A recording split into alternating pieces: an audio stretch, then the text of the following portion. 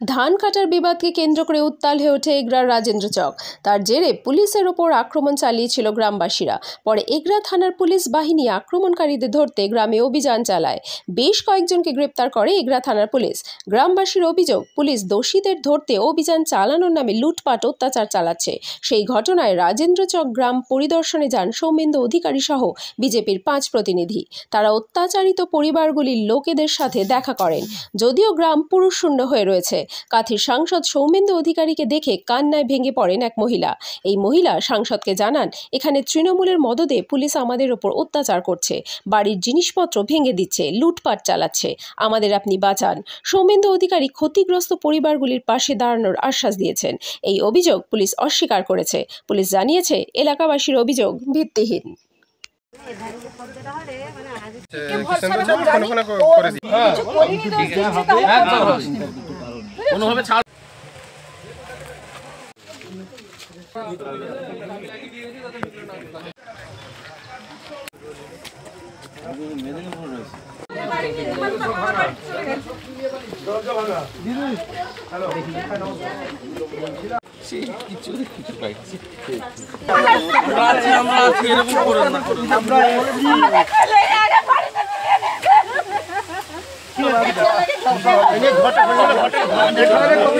আজকে পুলিশের অত্যাচারে গ্রাম জর্জরিত, আপনারা দেখতে এলেন, কি বলবেন?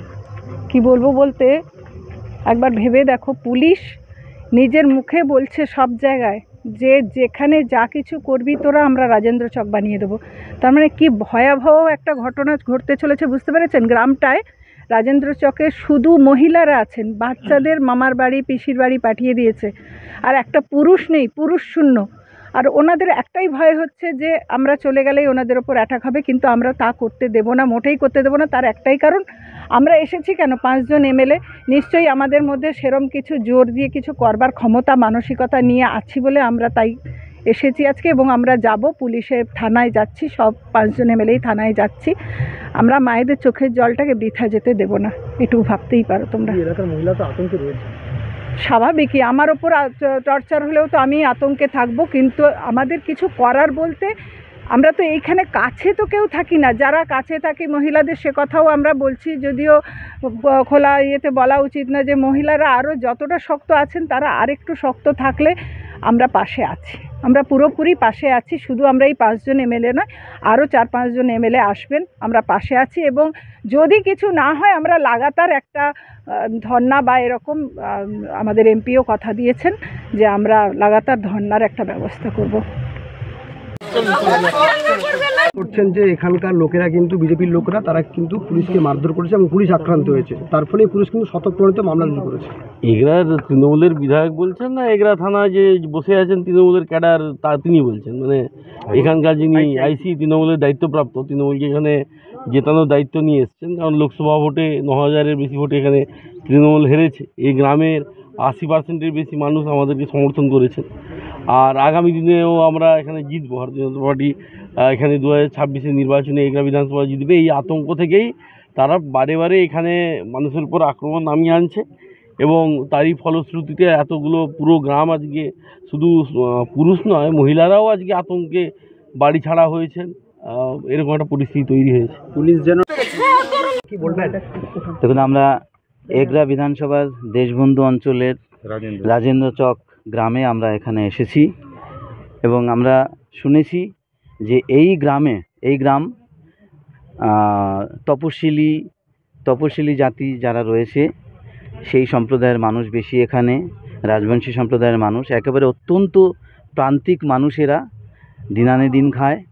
সেই গ্রামে এসে এইখানকার পুলিশ, এগরা থানার পুলিশ, যে নির্বিচারে যে নৈরাজ্য এবং অত্যাচার চালাচ্ছে, সেটার বিরুদ্ধে এদের যে ক্ষোভ, সেই ক্ষোভটা এরা প্রকাশ করতে পারছে না।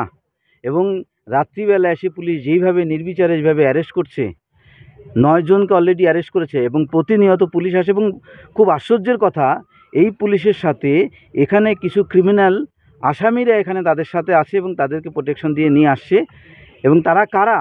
তারা হচ্ছে, এই আজ থেকে 4 মাস আগে এই গ্রামে এক মহিলাকে, মহিলার নাম কাজল প্রামাণিককে যেইভাবে ব্রুটালি যেভাবে অ্যাটাক করেছে, দা দিয়ে কুপিয়েছে, বিভিন্ন জায়গায় কাটা, বড় বড় কাটার দাগ, সেই মহিলাকে কোপানোর পরে এফআইআর করা হয়েছে। এফআইআর নেমড এফআইআর যে সমস্ত আসামিদের নাম, সেই আসামিরা এখনও একজনও অ্যারেস্ট হয়নি। আছে 4 মাস অতিক্রান্ত হয়ে গেছে। পুলিশ কী করছে, নির্বিচারে প্রত্যেকটা বাড়িতে আমরা ঢুকলাম, একেবারে মহিলারা তারা কিভাবে কান্নাকাটি করছে, কিভাবে ঘর ভেঙে দিচ্ছে, কিভাবে খাট বাসন সমস্ত কিছু ভেঙে দিচ্ছে, টিভি আলমারি সমস্ত কিছু ভেঙে দিচ্ছে। এরা কোন রাজত্বে আমরা বাস করছি? কি নৈরাজ্য তারা চালাচ্ছে এখানে। এবং আশ্চর্যের কথা, আজও পর্যন্ত ওই আসামিগুলো যে মহিলাকে কুপিয়েছে, সেই আসামিগুলো এখনও পর্যন্ত অ্যারেস্ট হয়নি। এবং তারা আজকেই পুলিশের সহায়তা নিয়ে, পুলিশের প্রোটেকশন নিয়ে এই গ্রামের ভেতরে ঘুরে বেড়াচ্ছে আর দেখিয়ে দিচ্ছে কোন কোন বাড়ি থেকে তুলতে হবে। তারা তাদের মতন করে কতগুলো নাম এখানে দিয়ে দিয়েছে। তারা কখনো ওই না তো পুলিশের গায়ে অ্যাটাক করেছে, না কারো গায়ে অ্যাটাক করেছে। তারা শুধুমাত্র তাদের অভিযোগ, তাদের আক্রোশটাকে দিয়েছে যে ওই মহিলাকে অ্যাটাক যারা করেছে তার সেই আসামিগুলো এখনও কেন অ্যারেস্ট হয়নি। এবং তাদের যে আক্রোশ এবং তাদের যে দাবি, সেই দাবি কিন্তু অত্যন্ত জাস্টিফাইবল দাবি। আর সেই দাবি থাকা সত্ত্বেও পুলিশ এইভাবে নির্বিচারে গ্রামে গ্রামে ঘুরে অত্যাচার করছে। এটা কি? আমরা কি এই পশ্চিমবঙ্গের প্রশাসন, পুলিশ মন্ত্রী, মুখ্যমন্ত্রী আর তার এই পুলিশরা এই ধরনের কাজগুলো করছে, এটা কতদিন চলবে? আমরা আজকে 5 জন বিধায়ক এসেছি আমাদের এখানে। মাননীয় এমপি মহোদয় এসছেন এখানে। আমরা সমস্ত গ্রামে যে সমস্ত বাড়িতে অ্যাটাক করেছে সেই সমস্ত বাড়িতে আমরা দেখলাম পুরো গ্রাম শূন্য, ছেলেরা নেই এই গ্রামে। কয়েকজন মাত্র মহিলা এসেছে, তারা কান্নাকাটি করছে। তারা আমাদের কাছে এসে আমাদের দাবি জানাচ্ছে। আমরা মহিলারা বলছেন যে আপনারা চলে গেলে আবারও তারা আক্রান্ত হবে মাত্র। তাহলে তাদের মনে কত ভয় সঞ্চয় করে দিয়েছে। এটা কিসের জন্যে? তৃণমূলের সন্ত্রাসীরা এই জিনিসগুলো করছে। যে কপিয়েছে, যে একেবারে প্রথমে যে আসামি, যে 4 জন এখনও পর্যন্ত ধরা পড়েনি, তারা তৃণমূলের মদতপুষ্ট একেবারে ডেডেড ক্রিমিনাল। তারা আজও বহাল তবিয়তে আছে।